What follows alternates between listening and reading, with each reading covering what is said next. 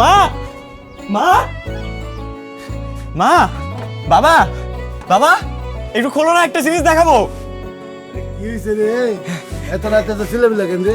এদিকে দেখো, ঢাকায় একটা ফটো ফেস্টিভ্যালে আমার ছবি সিলেক্টেড হয়েছে, টপ 3-তে আছি বাবা। জিততে পারলে 5 লাখ টাকা দিব। তোমার জমিও ব্যস্ত হইব না, আমাদের যত দুঃখ কষ্ট আছে সব মিটা যাইব। কস কি তোর এই বাঙ্গা কম্পিউটারে তোরে 5 লাখ টাকা দিব? কই থেকে দিব? হ্যাঁ মা, আমার নাম হয়েছে টপ 3-তে। দেখো দেখো, এই যে আমার নাম। আমি তো নাম পড়তে পারি না। এই তুই কি আমার উজবুক মনে করছস? হ্যাঁ, ইয়া বলতে বল কথা কস। তোর এই ভাঙ্গা ক্যামেরা আর ভাঙ্গা কম্পিউটার দিয়ে তুই 5 লাখ টাকা ইনকাম করবি, রইলো? হ্যাঁ বাবা, এর থেকে আরো বড় বড় পুরস্কার আছে। এটা তো ছোট ফেস্টিভ্যাল, আর অনেক বড় বড় ফেস্টিভ্যাল আছে। অনেক রাইট হইছে, যা ঘুমাইতে যা। আর হ্যাঁ, কালকের থেকে তুই রুমে থাকবি, একদম বাড়াবি না। 1 সপ্তাহের মধ্যে আমার মেয়ের বিয়া। এই বিয়া যদি কারোর কারণে কোনো ঝামেলা হয় তাহলে কিন্তু আমি আস্ত রাখবো না। আবল তাবল কথা কইস না তো বাবা, যা ঘুমা গিয়া।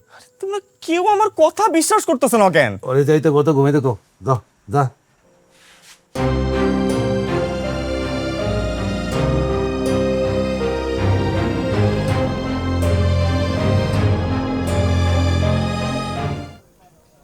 মিতু ফোন দিয়ে বলল তোমার ছবি নাকি ফেস্টিভ্যালে নমিনেশন পাইছে, ঢাকা যাওয়ার জন্য টাকা লাগবে।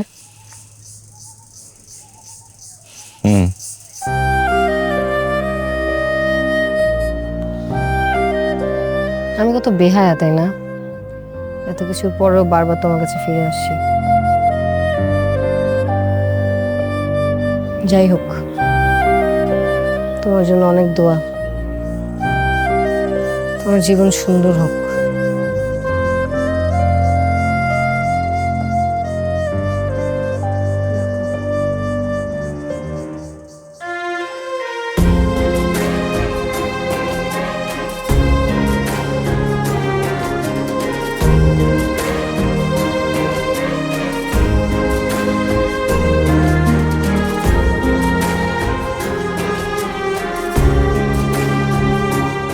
কম্পিটিশন আমি জিতব।